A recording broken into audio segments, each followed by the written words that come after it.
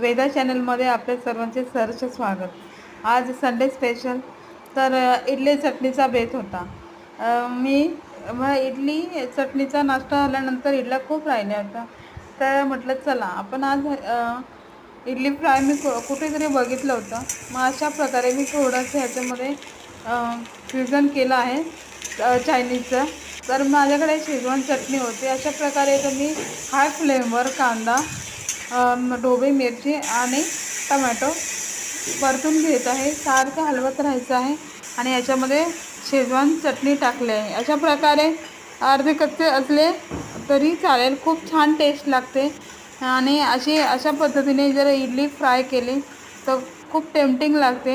ही छान डिश तुम्ही नक्की ट्राय करा आणि माझे व्हिडिओ लाईक करा, शेअर करा, सबस्क्राईब करा आणि नवीन नवीन व्हिडिओ पाहत राहा. धन्यवाद.